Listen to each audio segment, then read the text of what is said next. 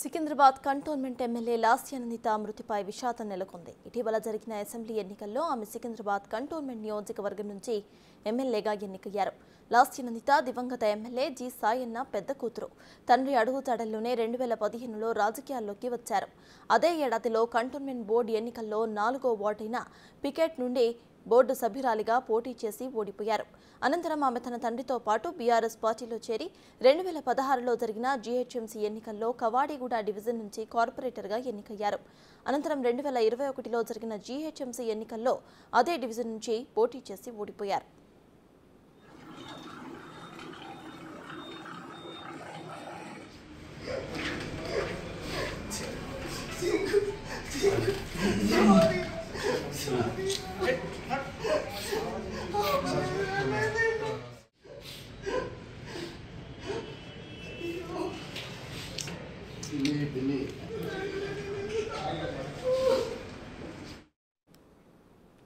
లాస్యానందిత మృతి పట్ల మనతో స్పందించడానికి బీఆర్ఎస్ నేత రావుల శ్రీధర్ రెడ్డి ఉన్నారు. రావుల శ్రీధర్ రెడ్డి గారు నమస్తే అండి.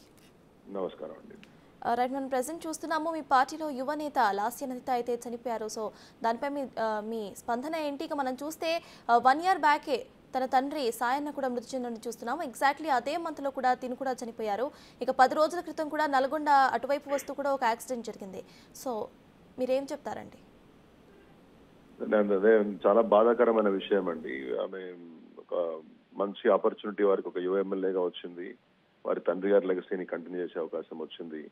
అన్ఫార్చునేట్లీ ఎమ్మెల్యే అయినటువంటి వెరీ షార్ట్ నోటీస్ లో రోడ్డు ప్రమాదంలో చనిపోవడం అనేది చాలా బాధాకరం, అత్యంత విషాదకరమైనటువంటి విషయం.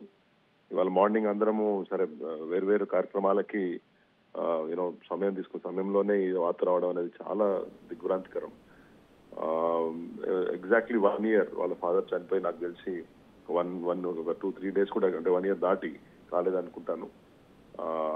ఈ సమయంలోనే మళ్ళీ ఆమె విధి వెంట అన్నట్టు వరుసగా ప్రమాదాలు జరగడం, లిఫ్ట్ లో ఇరుక్కోవడం, రకరకాలుగా చాలా బాధ కలిగించింది. చాలా సాఫ్ట్ గా, అంటే అందరితో మంచి కలివిడిగా ఉండేది.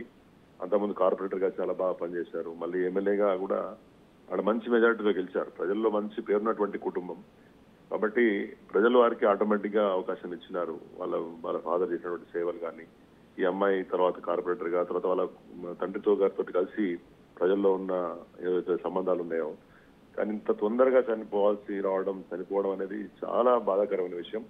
నిజంగా ఇట్లాంటి సందర్భాల్లో ఏం మాట్లాడాలి కూడా అర్థం కానిటువంటి పరిస్థితులు ఉంటాయి. Nobody is in a position to digest the news. Actually నిజంగా కాకపోతే బాగుండు, ఇట్లా లేకుండాల్సినటువంటి ఒక పరిస్థితి బాగుండనే ఫీలింగ్ లో అందరం ఉన్నాం. వారి కుటుంబానికి, సమయంలో వారి తల్లి గారికి కానీ, వారి సోదరులు వాళ్ళందరికీ కూడా ఎవరికైతే ఉన్నారో వారికి దేవుడు వారికి ధైర్యాన్ని కల్పించాలి. ఖచ్చితంగా బీఆర్ఎస్ పార్టీ ఇప్పటికే మా అధ్యక్షులు తర్వాత కేటీఆర్ గారు, హరీష్ రావు గారు అందరూ కూడా దాన్ని స్పందించారు. హరీష్ రావు గారు సంఘటన స్థలానికి కూడా వెళ్తున్నారు. పార్టీ వారి వెంబడి ఉంటుంది, పార్టీ వారికి ధైర్యాన్ని కల్పిస్తుంది, అండగా ఉంటుంది. సో కాబట్టి బాధాకరమైన విషయం, ఇంతకంటే చెప్పడానికి కూడా ఏం లేదు. Right, thank you so much అండి.